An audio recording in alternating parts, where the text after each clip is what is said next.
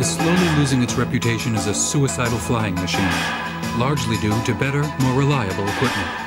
Didier Mathurin, European champion, gives us a private lesson.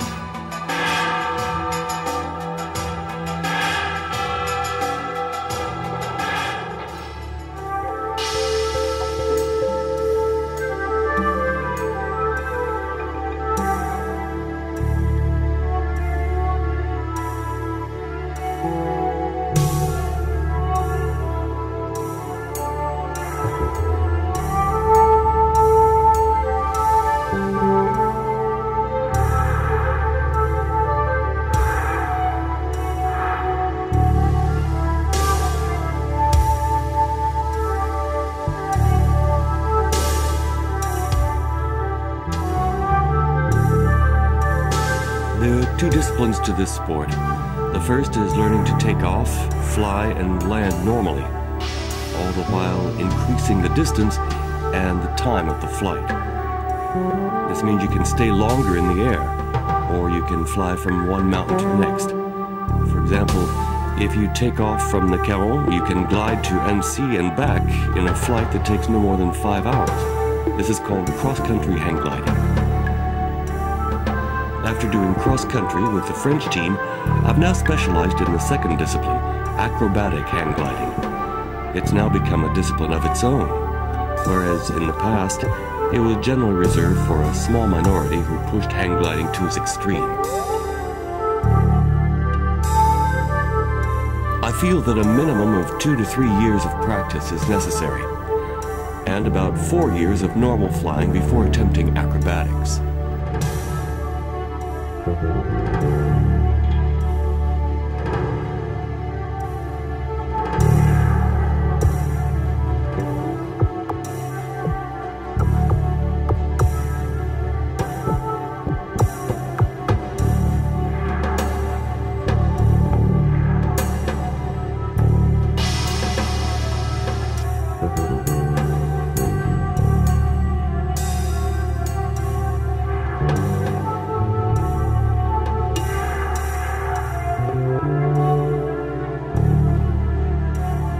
Depending on the wing of their gliders, pilots don't use the same techniques when performing similar routines. For example, personally, I use gliders with a low neutral recall. Without going into details, you must pull to get up speed, to loop the loop. If you let go of the glider, it automatically returns to its neutral position, its natural position.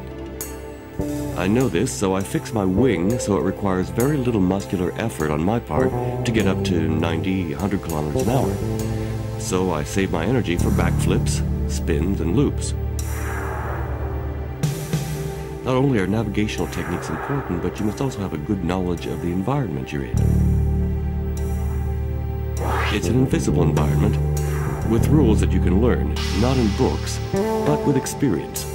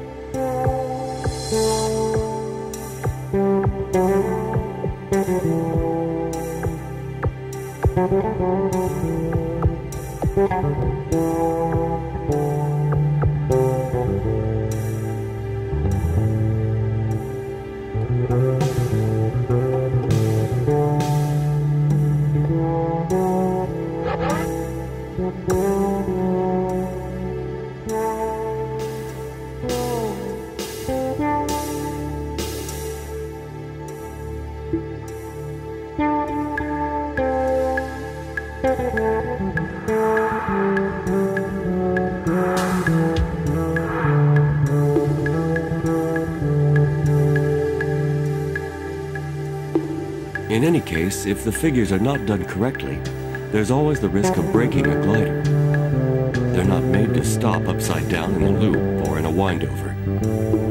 There are ways a pilot can correct certain situations. But even with much training and well-adjusted gliders, the sport is hazardous if practiced improperly.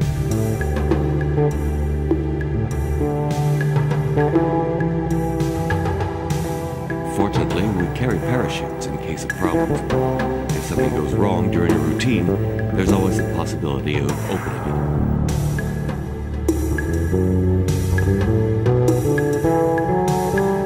We're something of pioneers in terms of technology, as we do most of our hang gliding on prototypes.